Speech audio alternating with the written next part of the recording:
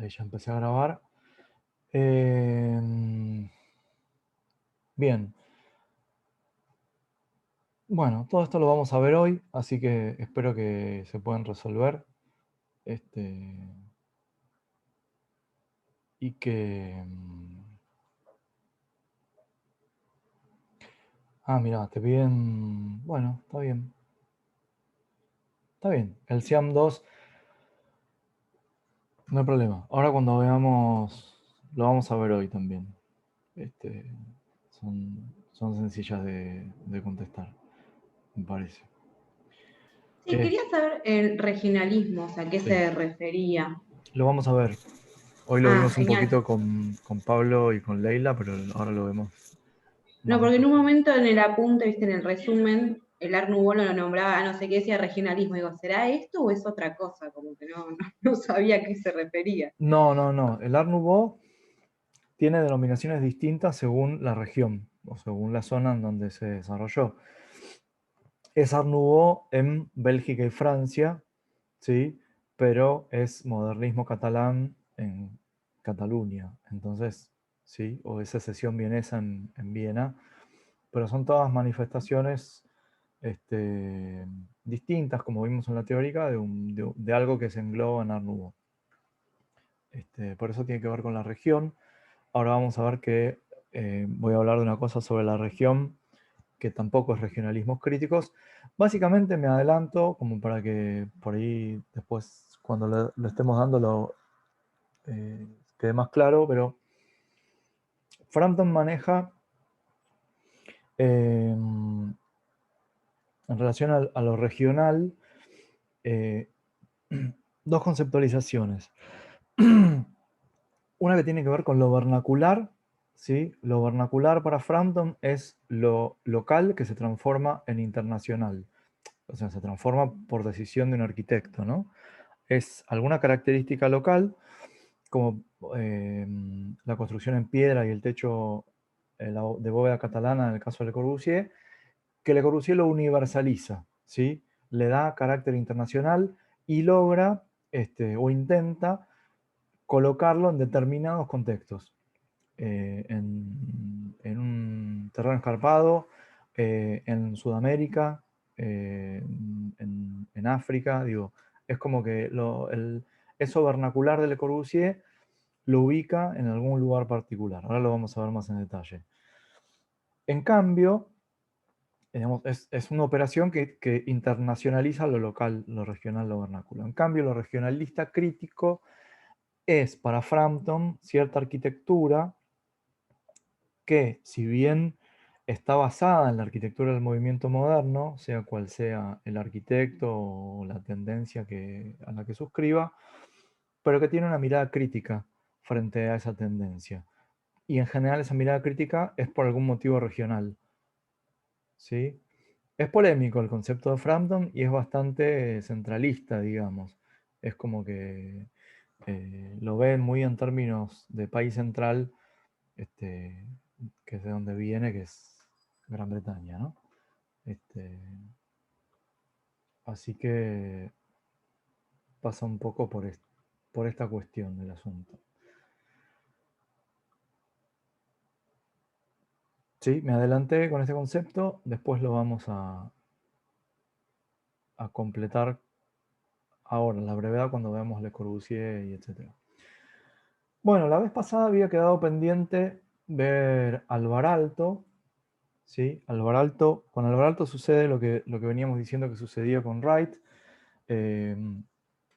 No es el único, pero el libro de Sevi lo coloca como el arquitecto orgánico europeo. Y le dedica, no me acuerdo si 2 capítulos, pero por lo menos uno seguro, creo que uno a él directo y otro a la arquitectura orgánica finlandesa, o nórdica en general.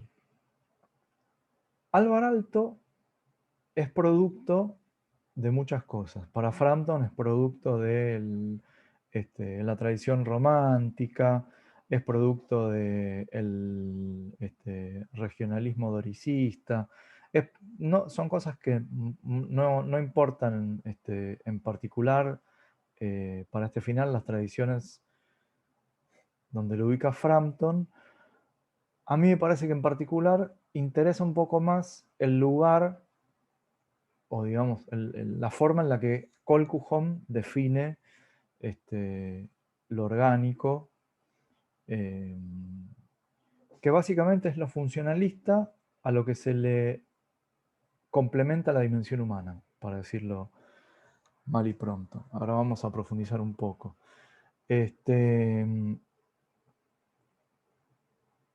Por supuesto que es difícil, más allá de que las vanguardias quisieran romper con todas las tradiciones anteriores, correrse de algunas cuestiones, sobre todo la cuestión del higienismo, ¿no? Que viene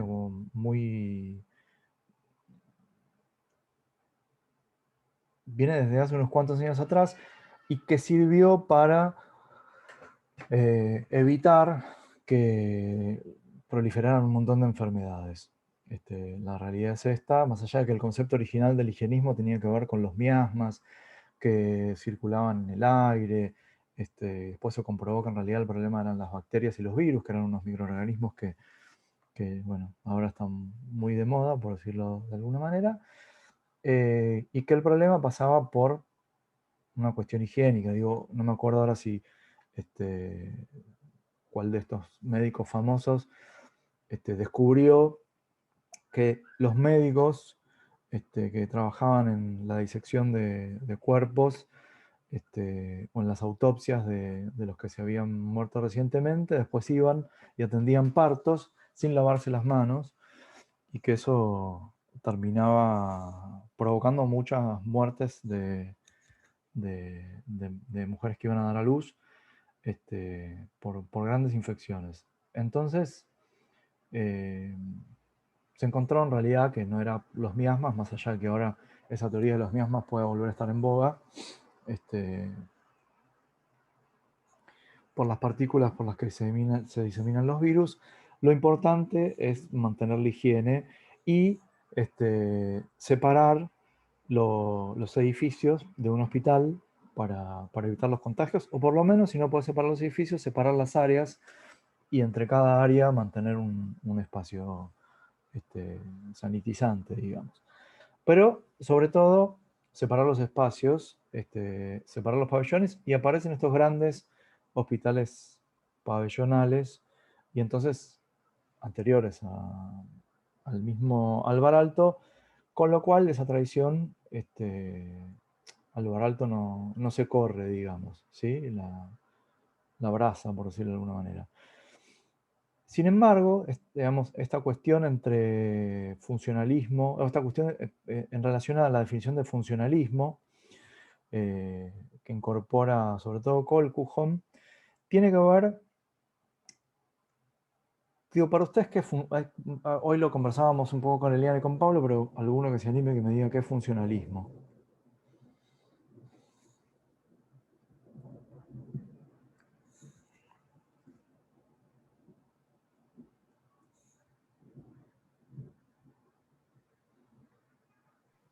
Entiendo que es cuando la forma acompaña a la función, eh, o se genera una volumetría en base a la función que se está dando en el interior del edificio.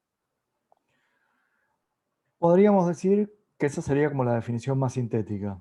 Está bien, aunque no es siempre estrictamente así, digamos. ¿Cómo justificás que haya elegido esta tipología pabellonal Alvar Aalto, y por qué no hizo un solo edificio, por qué no hizo un claustro?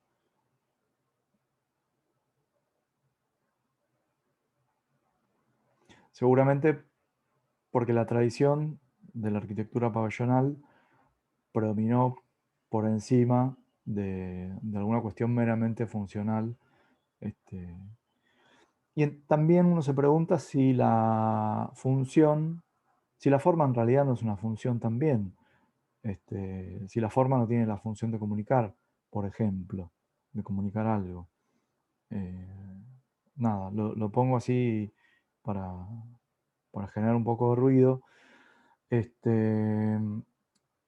La definición de Colquhoun tiene que ver, digamos, la cuestión del funcionalismo tiene que ver con esta cuestión de la nueva objetividad alemana,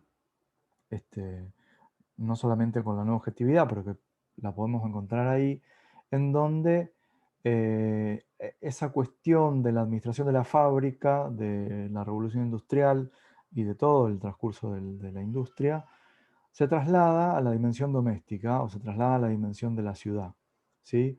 En donde las cosas están organizadas de tal manera que la administración de esas cosas hace que las cosas sean más eficientes, más efectivas, y en donde, por ejemplo,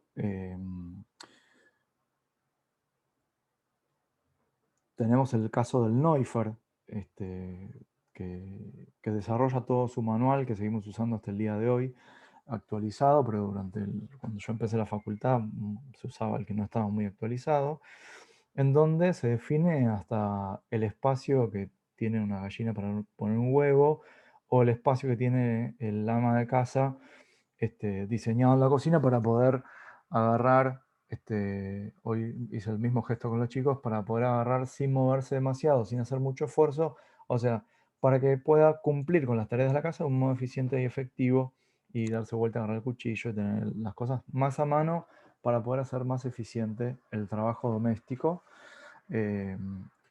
o para poder hacer más eficiente el trabajo, para poder hacer más eficiente el transcurrir dentro de la casa.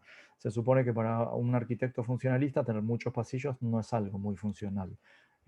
Uno está perdiendo espacio en algún punto. Ahora sí, también es cierto que en general la forma expresa la función que tiene adentro.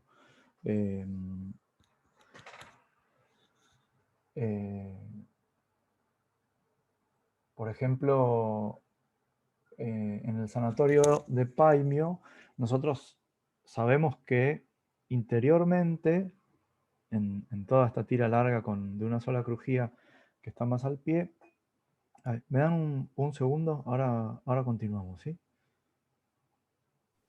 Sí, sí.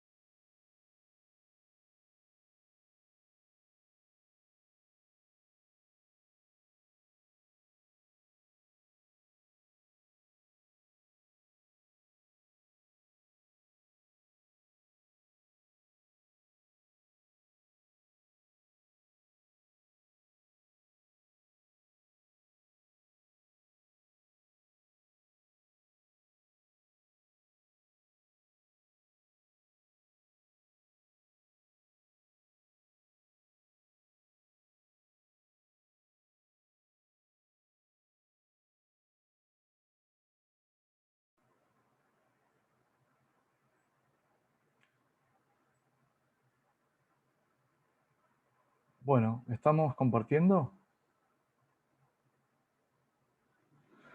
¿Ven todos el...? Sí. Bárbaro.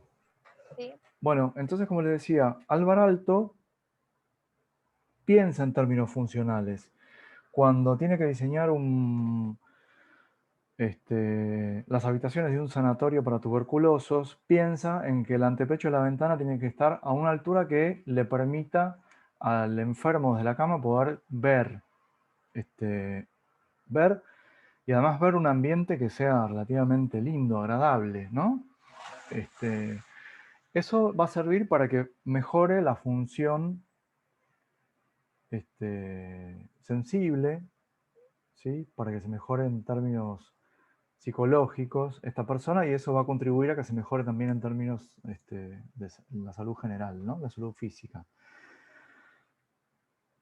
Si un tipo, si diseña una pequeña sala de auditorios, también va a pensar en que el sonido, que la acústica se reparta en general para todos de una manera más o menos equilibrada y que el último de la fila puede escuchar casi igual que el primero de la fila, ¿no? También piensa en una función social, que exista también una terraza donde los enfermos tuberculosos puedan juntarse a compartir ese momento de sol y de esparcimiento en la naturaleza, ¿no? De vista en este caso, pero que puedan sanarse. Esa función social también sirve para sanarse. Entonces la dimensión humana, la dimensión psicológica, son los factores, y no solamente la administración de los espacios de una manera eficiente, es lo que hace que Alvar Aalto sea un arquitecto orgánico y no solamente un arquitecto funcionalista. En el caso de Wright, la realidad es que no hay un pensamiento funcionalista en el mismo sentido que en el caso de Alvar Aalto. En el caso de Wright, es distinta la relación que mantiene con la naturaleza, ya la vimos la vez pasada, pero no es estrictamente funcional. Las casas de Wright son casas, como veíamos antes, diseñadas en los términos de obra, como una obra de arte total, ¿no es cierto? Y no sé realmente cuánto de confort psicológico Wright imaginaba que tenía que tener sus edificios. Seguramente creía que digamos, la dimensión artística introducía algún tipo de confort psicológico, ¿no?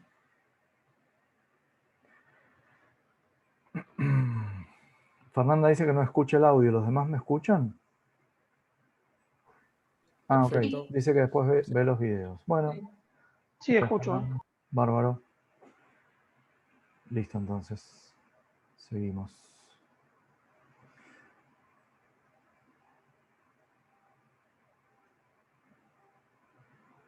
Volvemos a Alvar Aalto. ¿Están viendo Alvar Aalto? No. No, todavía no. ¿Ahí? Ahí sí. Bárbaro. Bueno, entonces, digamos que de alguna manera la introducción de la dimensión psicológica a cuestiones que tenían que ver con arquitectura que se puede definir como funcional, la dimensión psicológica, la dimensión humana, pensar siempre en el confort de las personas que están adentro, hace que Alvar Aalto sea un arquitecto orgánico. Obviamente que también está, digamos, acá aparece la cuestión del pabellón y obviamente hay una intención como de expandirse horizontalmente, ¿sí? Hay una cuestión como tectónica en algún sentido, como la de Wright, ¿sí? Y de afianzarse sobre el territorio, ¿no? Obviamente el control solar, o el no control solar, en el caso de que se necesite, o lo que les decía de los chicos a la mañana, pensar en pintar las paredes de un color que no encandile a los que están en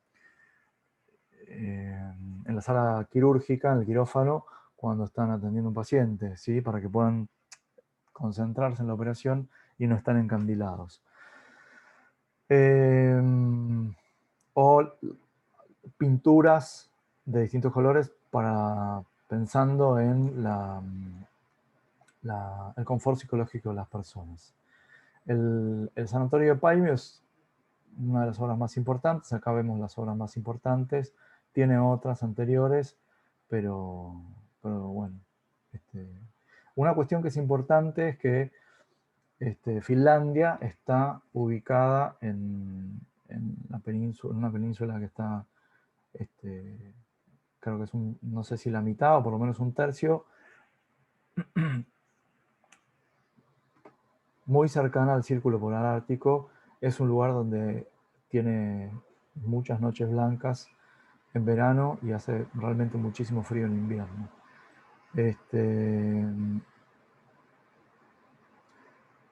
Viipuri está muchísimo más arriba que algunas del resto de las obras de Aalto. De hecho, fue parte de la Unión Soviética, volvió a ser parte de Finlandia, ahora creo que vuelve a ser parte de Finlandia desde hace un par de años, y es el lugar donde le encarga una biblioteca. Es importante aclarar que la obra de Alvar Aalto, por lo menos en los primeros años antes de la Segunda Guerra Mundial, y después también, está muy vinculada a el estado de bienestar. El estado de bienestar, creo que lo habíamos comentado la otra vez, se inicia después de la crisis del 30. En Estados Unidos se inicia después de la crisis del 30. No es exactamente un estado de bienestar, sino que es un estado keynesiano, aunque Keynes sea un par de años después, y el primero que lo empieza a implementar es Roosevelt, pero es producto de esa gran crisis de los mercados del 29, y en donde el Estado empieza a tener más participación en la vida pública y define las inversiones, y empiezan a aparecer estos elementos de apoyo social, como le dan un marco de previsibilidad a la vida laboral, con una obra social. En el caso de Estados Unidos no hay, o con una jubilación, pero sobre todo construyendo una burocracia del Estado para que justamente sea el Estado el que prevenga, ayude o modifique ciertas conductas del mercado que terminan en mucha desigualdad y en grandes crisis. Ahora quizás algunos lo denominan medidas anticíclicas, porque el estado de bienestar dejó de existir tal como lo conocíamos en la década del 50. En la década del 50 el estado de bienestar en Finlandia existe desde antes de la posguerra, pero con la posguerra se desarrolló más. La posguerra de la Segunda Guerra Mundial, ¿no? Y en el resto de los países de Europa, como en el caso de Gran Bretaña, en concreto, empezó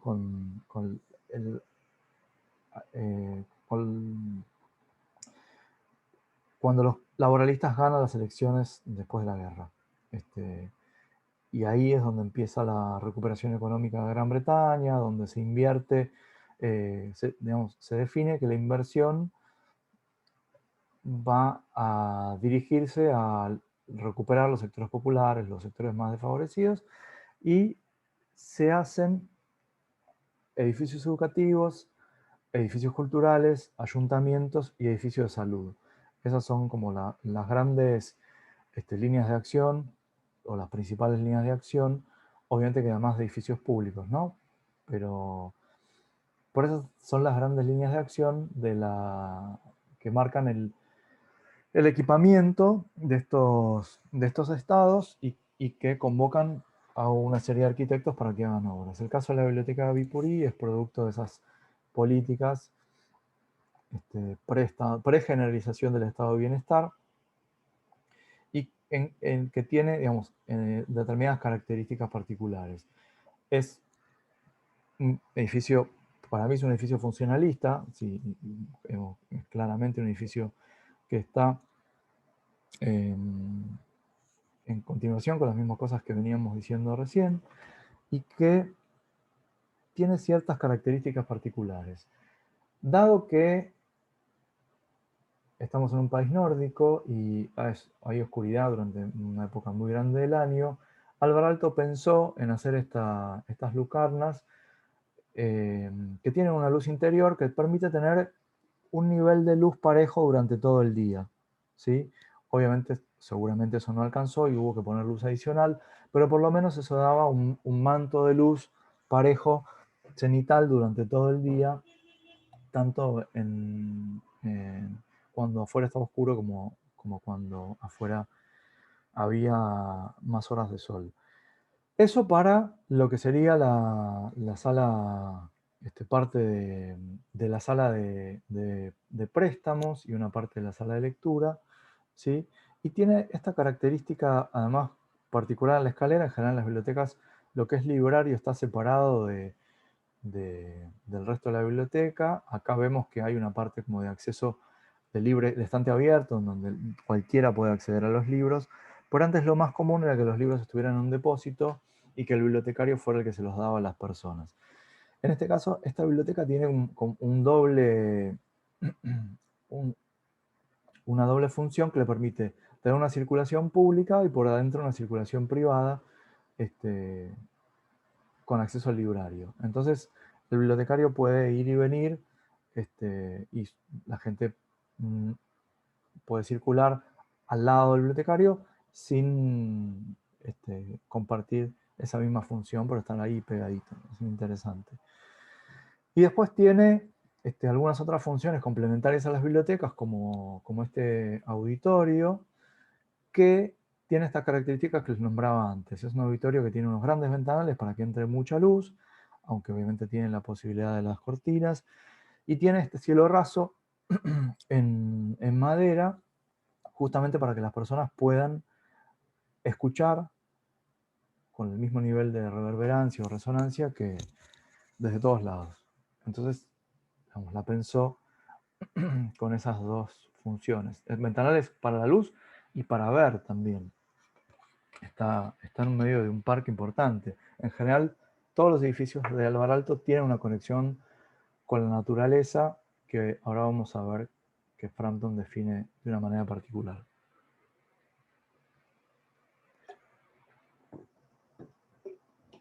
La Villa Mairea, como en general pasa con todo, como les decía, el estado de bienestar es fundamental para que se realicen algunos edificios de los grandes arquitectos. Después en la década del 90 vamos a ver que los edificios de carácter privado predominan por sobre los edificios los edificios de uso público, pero financiados por un privado. Este es un momento en el que los edificios se financian a través de lo público. Pero Alvar Aalto encontró su albacea, encontró su mecenas, encontró una familia que ahora tiene muy diversificada su base económica, pero que en ese momento hacía muebles de madera multilaminada, y también, y poco tiempo después se dedicó a hacer ladrillos. Esta familia, que ahora no recuerdo el apellido, pero que una de las empresas es Alstom, que es la que hace los subtes y los tranvías, ahora, en ese momento le financió no solamente toda una serie de edificios, sino que finalmente Alvar Aalto se asoció y armó Artec, la empresa de muebles que duró unos cuantos años, creo que hoy sigue existiendo, que son los muebles de Alvar Aalto. Entonces, nada, consiguió poder construir una cantidad de cosas impresionantes. Bueno, esta familia era una familia ya de tradición industrial que tenía un bosque. Un bosque de coníferas tradicional finlandés y que ya tenía varias casas. Digo, el abuelo, el padre tenían casas neocoloniales en ese bosque. Los nuevos dueños de la empresa, digo, la parte joven de la familia decide hacer su propia casa. Y esa es la casa que le encarga a Alvar Aalto. Frampton dice que Después de la Segunda Guerra Mundial nunca más se volvieron a hacer casas de este estilo. Yo creo que en los últimos años sí, se han vuelto a hacer casas de este nivel de metros cuadrados y de este nivel de lujo. Y que tiene algunas características que Frampton encuentra en un escrito tardío. Dice que un escrito tardío de Alvar Aalto sobre la naturaleza, sobre la dificultad de las truchas, de tener que ir río arriba para desovar, le daba una pista para definir esta casa, que dice que tiene una forma de pez, básicamente, y que hay muchos de los edificios de Alvar Aalto tienen forma de pez. Ahora vamos a ver algunos. Eso hizo también que, digamos, se potenciara esa característica orgánica o esa manera de definirlo a Alvar Aalto como un arquitecto orgánico. Si lo comparamos con Wright, también es un arquitecto que multiplica las posibilidades de contacto con la naturaleza, de contacto visual, como en el caso de Wright, y en el caso de Alvar Aalto también muchas veces de contacto directo con la naturaleza. De un contacto directo que además trata de hacer entrar la naturaleza. Digo, en la materialidad de los edificios de los interiores de los edificios de Alvar Aalto, encontramos características que podríamos encontrar afuera. Este edificio es un bosque. Esta estructura que sostiene la escalera es un bosque. Esta columnata es un bosque. El techo, el cielo raso es un bosque. Es, de alguna manera, un juego de representación mimética en relación a la naturaleza, ¿no? Lo que dice Frampton en relación a los edificios con forma de pez es que esta dificultad de las truchas o de los salmones para ir río arriba, en contra de la corriente, para poder desovar, tenía que ver con un ciclo de regeneración mismo de la naturaleza, y que encontraba en general una